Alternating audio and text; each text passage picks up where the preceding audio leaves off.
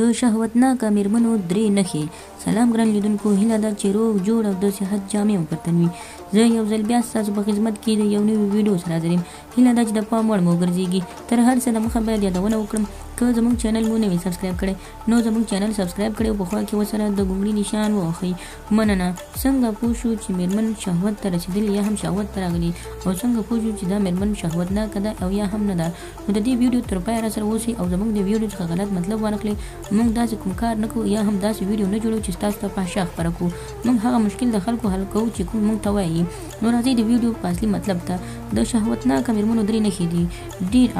ډېرې خاندي. هغه میرمنې چې د شهوت کچه یې لوړه وي تل خاندي. دا د خندا ډېره عادي هم نه وي بلکې د کړس خندا وي. دوی په هره خبره کې دا یو کړس خندا هم کوي. دوهم، د سترګو غړي یا ګاټې یې زړه یې تل یو ډول راتولی وي.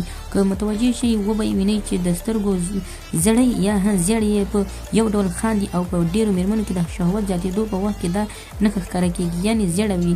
داسې سترګې وي چې یعنې سروالی یا هم زیړوالی لري. دا هم د سترګو په مابین کې چې کله د میرمنو په سترګو منځ کې سرې نښې پیدا شي نو پوه شي چې دا هم د شهوتناکو میرمنو څخه ده. دریم، د دوی یوه بله نښه هم دا ده چې په خبرو او ټوکو کې خپل خاوند ته ډېر لاس ور وړي یا دا لاس وړل عادي غوندې ښکاري. خو په داسې خندا کې په مکرر ډول دا کار کول دا ښایي میرمن په خپل خاوند سره زر یو ځل کېدل غواړي.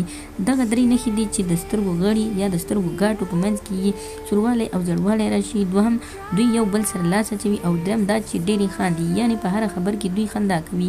نو خدای دې وکړي ملګرو چې زموږ ویډیو خوښه شوې وي، زموږ ویډیو څخه غلط مطلب وانخلئ، زموږ ویډیو لایک کړئ، شیر کړئ او زموږ چینل هم درسره سبسکرایب کړئ.